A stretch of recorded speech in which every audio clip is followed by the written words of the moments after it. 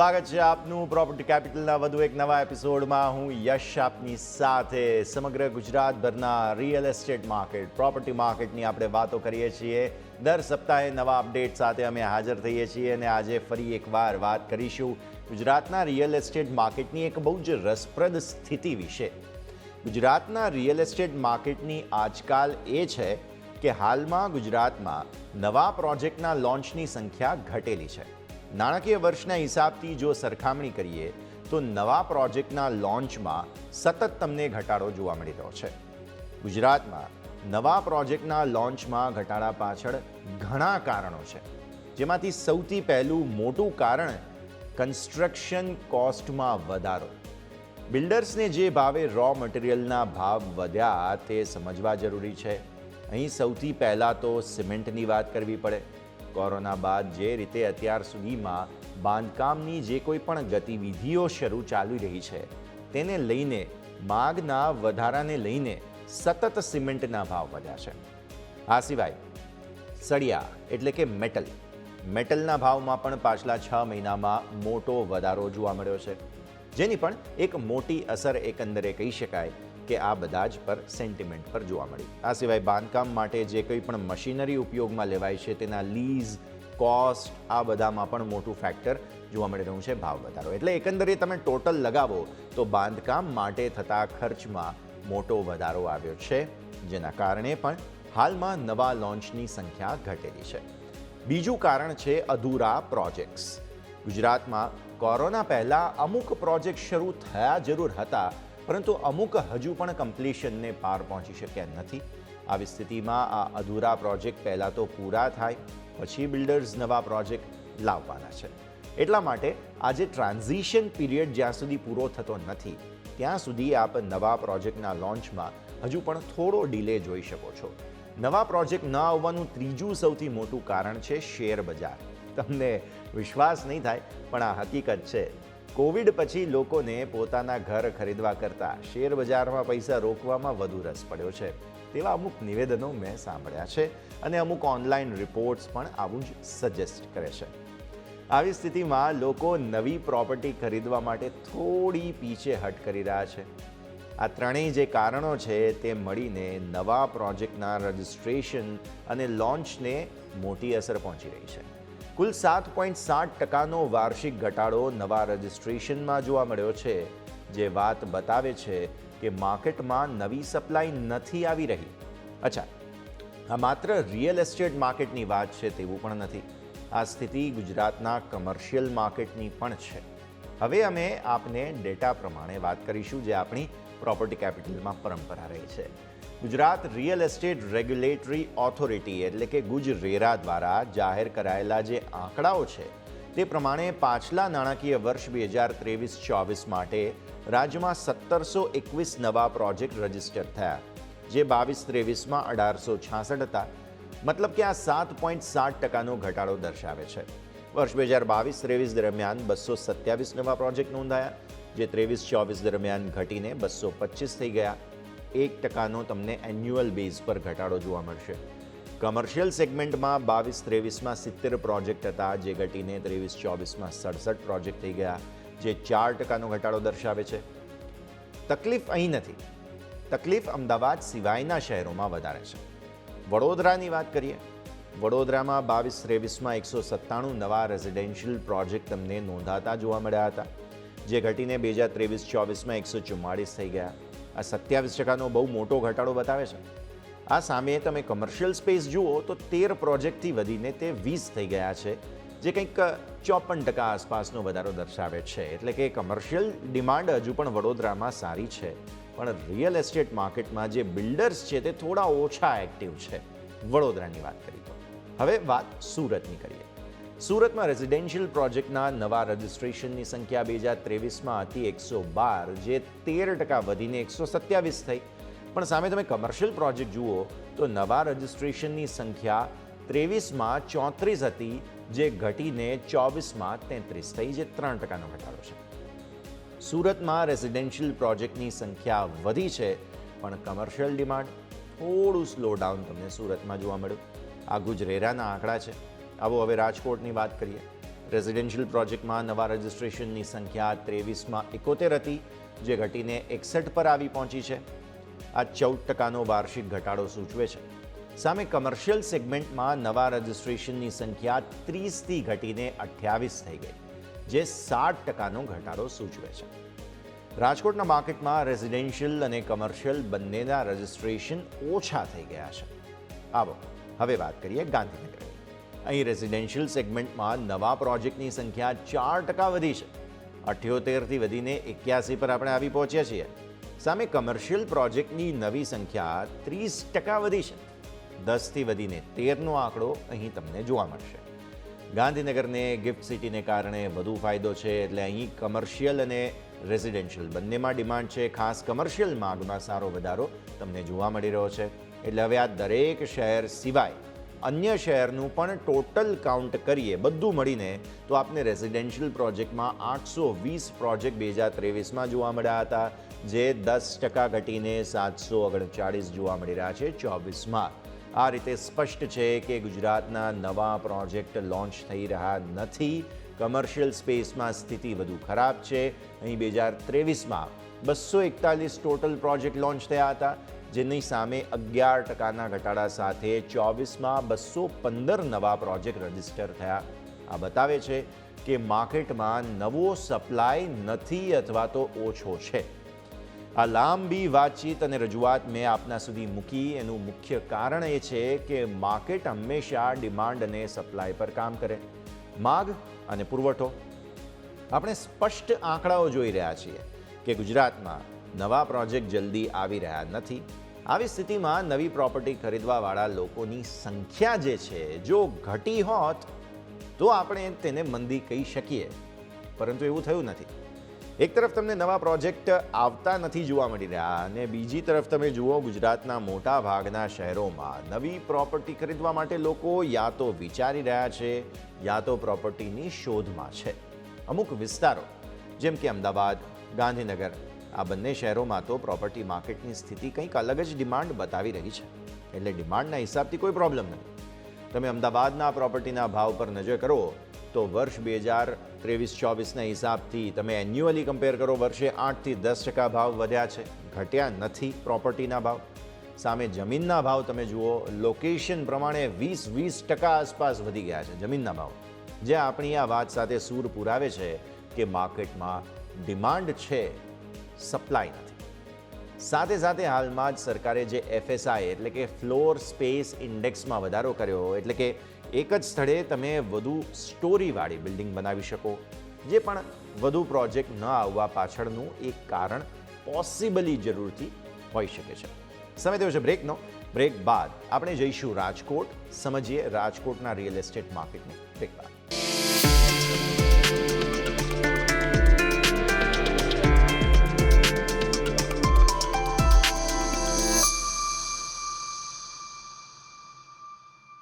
Break બાદ આપનું સ્વાગત છે. આગળ વધીએ અને હવે ચર્ચા કરીએ. આપણી સાથે રાજકોટ બિલ્ડર્સ એસોસિએશનના પ્રેસિડેન્ટ પરેશ ગજેરા જોડાઈ રહ્યા છે. પરેશભાઈ, આપનું સ્વાગત ન્યૂઝ કેપિટલ પર.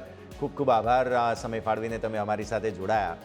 પાછલા વર્ષે આપણે જોયું છે કે પ્રોજેક્ટ જે હતા નવા લોન્ચ થોડા ઓછા થયા છે. ગુજરાતના પોર્ટલના આંકડાઓ પ્રમાણે આ ઘટાડો જે છે તે થોડો જોવા મળી રહ્યો છે. આવી સ્થિતિમાં ગુજરાતના મોટાભાગના શહેરોમાં આ ઘટાડો જોવા મળ્યો. મતલબ નવી પ્રોપર્ટી લોન્ચ જલ્દી નથી થઈ રહી અને માર્કેટમાં સપ્લાય થોડો ઓછો છે, પરંતુ ડિમાન્ડ તો સતત વધી જ રહી છે. તો રિયલ એસ્ટેટમાં આ જે ડિમાન્ડ સપ્લાયની સ્થિતિ છે એને આપ કઈ રીતે જુઓ છો પરેશભાઈ? ખાસ કરીને ગત દિવાળી પછી થોડુંક મંદીનો માહોલ રિયલ એસ્ટેટ સેક્ટરમાં જોવા મળી રહ્યો છે. એના 2-3 રીઝન છે. એક આપણે આ દેશની ચૂંટણી, આ ચૂંટણી ખૂબ મોટી હોય, 3 થી 3.5 મહિના જેવો આ સમય આખા દેશમાં ચૂંટણી ચાલવાની હોય, એટલે ઇન્ડસ્ટ્રીથી માંડીને થોડુંક મંદીનો માહોલ એના હિસાબે હતો.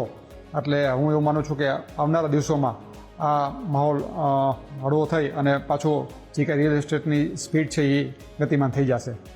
રાજકોટમાં પર્ટિક્યુલર આપણે વાત કરું તો કોમર્શિયલ અને રેસિડેન્શિયલ પ્રોપર્ટી ખૂબ અવેલેબલ છે. સાથે એફોર્ડેબલ હાઉસિંગની ડિમાન્ડ અત્યારે ખૂબ છે. મિડ સેગમેન્ટ થોડાક સ્લો હાલે છે અને પ્રીમિયમ પ્રોજેક્ટ છે એ પાછા એટલા સરસ રીતે બધા પ્રીમિયમ પ્રોજેક્ટ બુક થાય છે.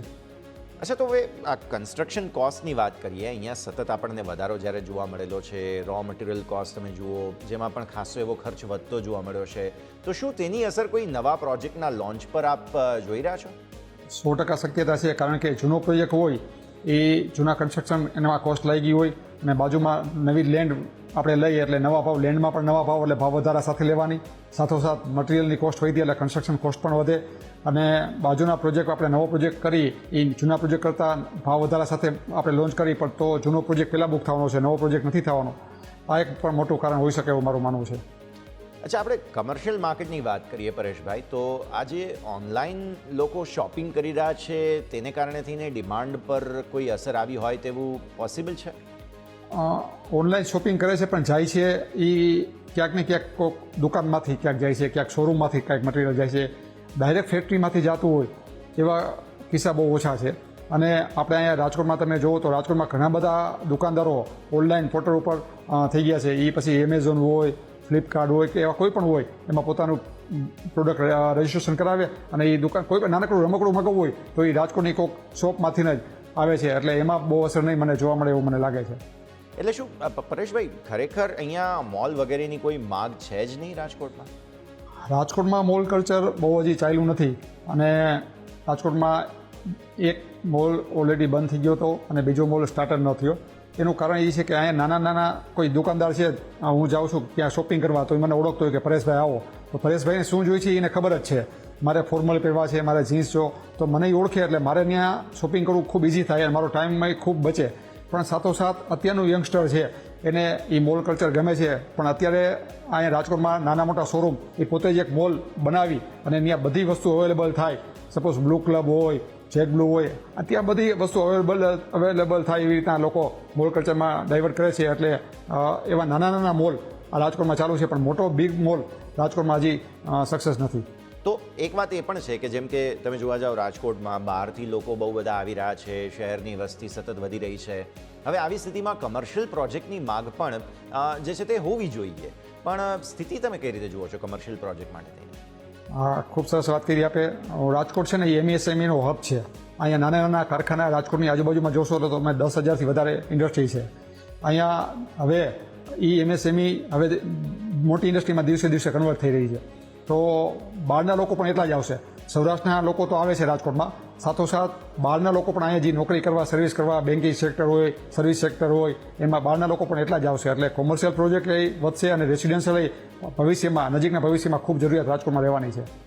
એટલે જો લોકોને નવી પ્રોપર્ટી ખરીદવામાં રસ છે જ, તો પછી અત્યારની સ્થિતિમાં રાજકોટમાં શું પરિસ્થિતિ તમે જુઓ છો? ક્યાં ક્યાં એવી સારી ડિમાન્ડ તમને જોવા મળી રહી છે પરેશભાઈ?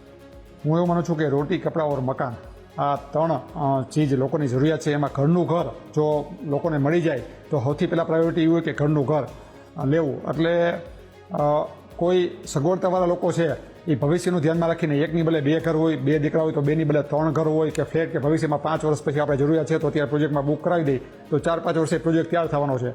અને જેને નાના માણસો છે, એફોર્ડેબલ હાઉસિંગ જેને કહી શકાય, એ 15-20 લાખની લોન લઈને 25-30 લાખનો ફ્લેટ લઈ અને એમાં 15,000નું જે ભાડું પડે એટલો જેને હપ્તો આવે, તો અત્યારે ઘરનું ઘર બધાની પ્રાયોરિટી છે. એટલે રાજકોટનું ડેવલપમેન્ટ નજીકના ભવિષ્યમાં ખૂબ થવાનું છે અને ડિમાન્ડ પણ ખૂબ રહેવાની છે.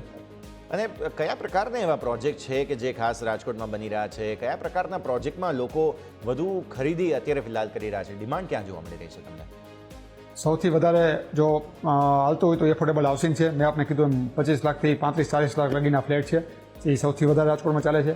એક મિક્સ સેગમેન્ટ છે જે 50 લાખથી 1 કરોડની વચ્ચેના ફ્લેટ છે અને એક પ્રીમિયમ પ્રોજેક્ટ છે જે બહુ હાયર સાઇડના હોય છે. પણ પ્રીમિયમ અને એફોર્ડેબલ એ વધારે રાજકોટમાં ચાલે છે. મિક્સ સેગમેન્ટનો ડિમાન્ડ ઓછી છે. તો રાજકોટના કયા એવા વિસ્તારો છે કે જ્યાં અત્યારે ફિલહાલ વધુ ડેવલપમેન્ટ થઈ રહ્યા છે? કારણ કે તમે જોવા જાઓ કાલાવડ રોડ છે, આ તે બધી પરિસ્થિતિઓ બહુ જ રસપ્રદ છે, તો કયા એવા વિસ્તારો તમે જોઈ રહ્યા છો? હાલમાં રાજકોટમાં મવડી છે, મોટા મોવા છે, ઘંટેશ્વર છે, કાંગસિયારી છે, પછી ખાસ મોરબી રોડ હમણાં ખૂબ મોરબી રોડ ઉપલા કાંઠો પણ ખૂબ ચાલે છે. ઓવર રાજકોટમાં આપ જોશો તો નાનું ઘર લેવું હોય, ફ્લેટનું લેવું હોય તો એનું મોરબી રોડ ને કોઠારા રોડ પર એનું સેગમેન્ટ છે. તમે ફ્લેટમાં જાઓ એફોર્ડેબલ હાઉસિંગ તો ઘંટેશ્વર ને કાંગસિયારી ને ત્યાં બધા એફોર્ડેબલ હાઉસિંગ પ્રીમિયમ પ્રોજેક્ટ બધા મોટા મોવા, મવડી અને મુંજકામાં થઈ રહ્યા છે. ઓવર રાજકોટ બધી બાજુ ચાલે છે એવું મારું માનવું છે. હા બિલકુલ, કારણ કે તમે જોવા જાઓ તો કાલાવર રોડ છે, માધાપર રોડ છે, આસપાસના બધા વિસ્તારોમાં બહુ જ સારું ડેવલપમેન્ટ થઈ ચૂક્યું છે. એટલે હવે જ્યારે રાજકોટને અટલ સરોવર પણ મળી ચૂક્યું છે, આવી સ્થિતિમાં નવા રિંગ રોડને આસપાસની સ્થિતિ લોકોને કેટલી આકર્ષી રહી છે અત્યારે? 100% લોકોને આકર્ષિત કરે, કારણ કે પહેલાં રિંગ રોડ ઉપર એને જેટલા સ્ક્વેર ફૂટનો ફ્લેટ જોઈએ તો એ સેકન્ડ ઉપર જાય તો ડબલ એટલા સ્ક્વેર ફૂટનો ફ્લેટ આવી જાય. અહીંયા 1000 ફૂટના જેટલા બજેટમાં ફ્લેટ આવતો હોય 50 લાખમાં, તો વहाँ જાય તો 50 લાખમાં 2000 ફૂટનો ફ્લેટ આવતો હોય. એટલે કહેવાનું કાર્પેટ એરિયા વધી જાય. બીજું લોકોને નવો એરિયો આમ સાપર જવું હોય, આમ મેટ્રોડે જવું હોય, બધી સ્કૂલ કોલેજો હોય, બધું થવા માંડી છે. એટલે નવા એરિયામાં લોકો જવાનું વધારે પસંદ કરે છે. અને પરેશભાઈ, રાજકોટમાં હજુ પણ શું જે મેટ્રો સિટીના હિસાબથી જે રીડેવલપમેન્ટનું કલ્ચર છે તે હજુ આવ્યું નથી, તો આ પ્રકારની સ્થિતિ ક્યારથી તમે એન્ટિસિપેટ કરી રહ્યા છો રાજકોટમાં? હું એવું માનું છું કે જૂના રાજકોટમાં એટલે સાગનાથ છે, યાજ્ઞિક રોડની આસપાસનો વિસ્તાર છે, આ બધા લોકો હજી સેકન્ડ રિંગ રોડ કે રાજકોટ સિટીમાંથી ટ્રાફિકમાંથી ગીચતામાંથી કંટાળીને બહાર રહેવા માટે જશે, ત્યારે રીડેવલપમેન્ટનો કોન્સેપ્ટ રાજકોટમાં શરૂ થશે. તો હવે રાજકોટની વાત કરીએ, જેની આસપાસના ઔદ્યોગિક વિસ્તારો છે તેમાં સારું ડેવલપમેન્ટ જોવા મળ્યું. બહારથી ઘણા લોકો ગુજરાતમાં આવી રહ્યા છે. આવી સ્થિતિમાં રાજકોટના જે પ્રોપર્ટી માર્કેટ છે તેની આવતીકાલ કઈ રીતે જુઓ છો? હું એવું માનું છું કે જેમ આપણા વડાપ્રધાન નરેન્દ્રભાઈ મોદી કહે છે કે આપણે નજીકના ભવિષ્યમાં 3જા નંબરની ઇકોનોમી બનાવવું છે, તો એમ ગુજરાતમાં 3.5 લાખ ટ્રિલિયન ડોલરની ઇકોનોમી બનાવવાનું લક્ષ્ય આપ્યું છે. એમાં હું માનું છું કે સૌરાષ્ટ્રનું મોટું કોન્ટ્રીબ્યુશન રહેશે. મેં આપને કીધું કે 10,000 નાની મોટી ઇન્ડસ્ટ્રી છે એમએસએમઈની, એ હજી એમએસએમઈની ઇન્ડસ્ટ્રી વધતી જ જાય છે. તો ગુજરાત ભારત છે એ 7.7% જીડીપીના ગ્રોથ કરશે, તો સૌરાષ્ટ્ર છે ને એ 14% એમાં હિસ્સો હોય છે, 14% દરે ગ્રોથ કરશે. તો રાજકોટની આવનારા સૌરાષ્ટ્ર છે અને એનો કેપિટલ રાજકોટ છે, તો એ આવનારા 10 વર્ષ છે ને એ 100% હું માનું છું કે રાજકોટના છે. બિલકુલ. તો પરેશભાઈ, ખૂબ ખૂબ આભાર આપનો અમારી સાથે જોડાવા માટે અને આ સમગ્ર ચર્ચામાં ભાગ લેવા માટે. તો આપણે વાત કરી રાજકોટની. હવે એક બ્રેક લઈ લઈએ અને બ્રેક બાદ આપણે ચર્ચા કરીશું અમદાવાદના રિયલ એસ્ટેટ માર્કેટની.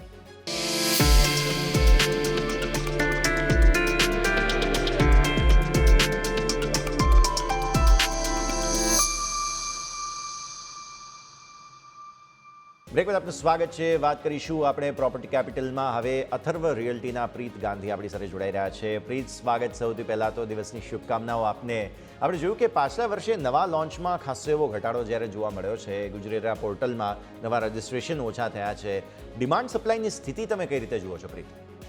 કરેક્ટ. એટલે એવું નથી 100% કે નવા પ્રોજેક્ટ નથી આવી રહ્યા કે નથી આવવાના. આવશે, આવી રહ્યા છે. અને જે પ્રોજેક્ટ્સ હાલમાં ચાલે છે એ ડેવલપર્સની પાસે જે ઇન્ક્વાયરીઓ આવે છે એ પ્રમાણે જે લોકો જે પર્ટિક્યુલર કસ્ટમર્સની રિક્વાયરમેન્ટને એ લોકો સમજે છે. હા, થોડો પહેલાં જે પ્રમાણે નંબર ઓફ પ્રોજેક્ટ્સ ફટાફટ આવી રહ્યા તેના કરતાં થોડું સ્લો એવું લાગતું હશે, બટ જે કસ્ટમરનો ફીડબેક મળે છે એ લોકો એ પ્રમાણે એ ડેવલપર્સ એ સમજે છે અને એ પ્રમાણે નવી વસ્તુ બનાવવા માંગે છે. તો એ બધું જ એ રીતે ગોઠવીને પ્રોપર એ કેટર કરી શકે ટુ ધ ક્લાયન્ટ્સ જેમને જોઈએ છે. એ એમનું વધારે ફોકસ છે ડેવલપર્સનું હાલ, એવું મારું માનવું છે.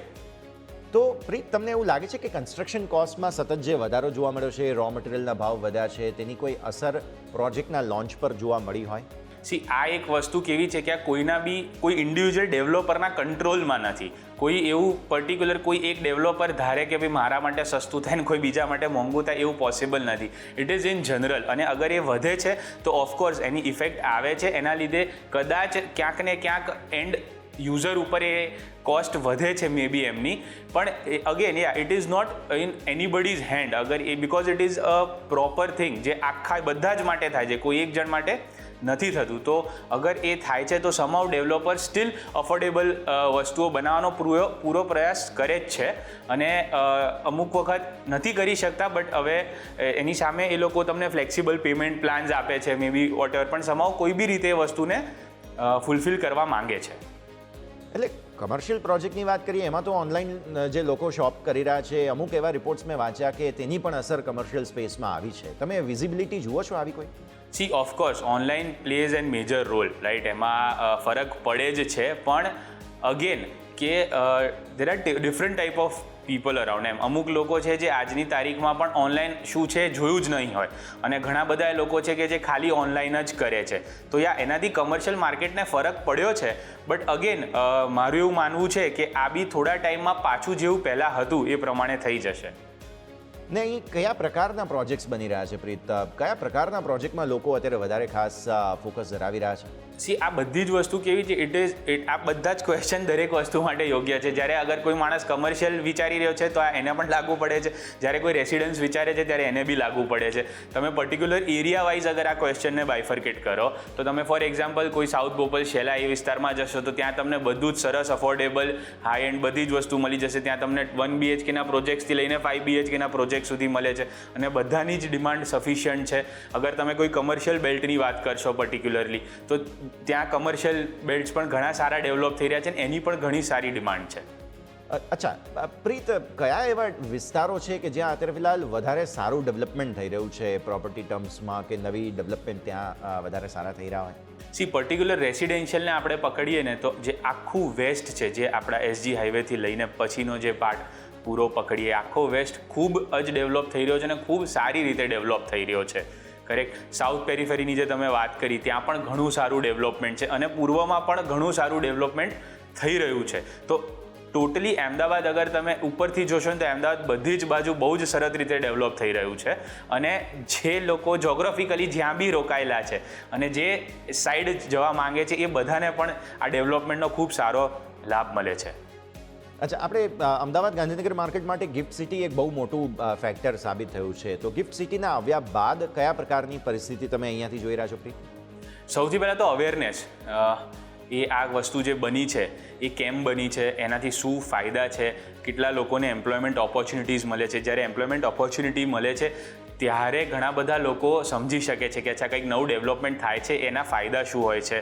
એના લીધે પ્લસ મળતી કનેક્ટિવિટી, કે ફોર એક્ઝામ્પલ કોઈ પર્ટિક્યુલર એરિયા ડેવલપ થાય છે તો ઓટોમેટિકલી ત્યાંની કનેક્ટિવિટી અને એના નજીકના બધા એરિયાની કનેક્ટિવિટીમાં ફાયદો થાય છે અને it brings a lot of employment અને a good development to the nearby areas as well. તો ખાલી ગિફ્ટની અંદર જ ફાયદા નથી હોતા, મારો કહેવાનો ખાસ મતલબ આ છે. એની આજુબાજુ બી ઘણા બધા એવા ફાયદા થતા હોય છે કે જે તમને હાલ દેખાતા નથી હોતા. ઇવન આપણે જોયું છે કે અમદાવાદનું તમે જુઓ માર્કેટ તો એમાં રીડેવલપમેન્ટની બહુ જ મોટી જગ્યા છે અને ઘણા એવા વિસ્તારો છે કે જ્યાં રીડેવલપમેન્ટ થઈ રહ્યા છે. તમે શું ઓબ્ઝર્વ કરી રહ્યા છો રીડેવલપમેન્ટના માર્કેટને? જે આપણે SG હાઈવેનો અંદરનો ભાગ પકડીએ બેઝિકલી ત્યાં અત્યારે રીડેવલપમેન્ટનો ક્રેઝ ખૂબ જ સરસ છે અને એ બહુ જ સારી વસ્તુ છે રીડેવલપમેન્ટ, કારણ કે જે પ્રોજેક્ટ્સ ઓલરેડી આજથી ઘણા વર્ષો જૂના છે બરાબર, અને ત્યાં અંદર કોઈ એટલી બધી જગ્યા એવી નથી કે જ્યાં બિલ્ડર્સ નવા પ્રોજેક્ટ લાવી શકે. એટલે રીડેવલપમેન્ટ એટલા માટે એક્ઝિસ્ટિંગ મેમ્બર્સ અને ડેવલપર્સ બંને માટે બહુ સારી ઓપોર્ચ્યુનિટી છે કે જે લોકો ઓલરેડી રહે છે એમને એ જ જગ્યા પર એમનું નવું ને નવું મકાન મળી જાય છે અને પ્લસ ડેવલપર્સ આખું એ વસ્તુને રીડેવલપ કરે છે અને એમાં એ લોકોને બી એ કામ કરવામાં ખૂબ આનંદ થાય છે. અને શું એવું માની શકાય કે આ જે રીડેવલપમેન્ટ થઈ રહ્યું છે તેના કારણે પણ નવા પ્રોજેક્ટના રજિસ્ટ્રેશન થોડા ઓછા થયા હોય એવું બની શકે? ઓફકોર્સ આવવાનું જ ને, એ વસ્તુ એવરીથિંગ ઇઝ કનેક્ટેડ. સમજો જ્યારે મારી પાસે ફોર એક્ઝામ્પલ 2 ઓપોર્ચ્યુનિટી છે કે એક ઓપોર્ચ્યુનિટી રીડેવલપમેન્ટની છે ને એક ઓપોર્ચ્યુનિટી નવા પ્રોજેક્ટની છે જે પ્રોબેબલી નવા એરિયામાં છે, જે એક્ઝિસ્ટિંગ અમદાવાદના મેઇન એરિયા છે જેમ તમે કહ્યું નારણપુરા, નવરંગપુરા, ત્યાં નથી, જ્યાં આજે બી ડિમાન્ડ સફિશિયન્ટ છે. તો કદાચ અગર હું આ કેસમાં અગર હું રીડેવલપમેન્ટ ઓપ્ટ કરું છું તો ઓફકોર્સ ઓન રેકોર્ડ્સ તમને એવું દેખાશે કે હા નવો પ્રોજેક્ટ રજિસ્ટર નથી થઈ રહ્યો અને એ પછી ઓન પેપર આપણને એવું બતાવે કે ભાઈ અપકમિંગ પ્રોજેક્ટ્સની સંખ્યા ઓછી છે અને આ that creates a gap between demand and supply.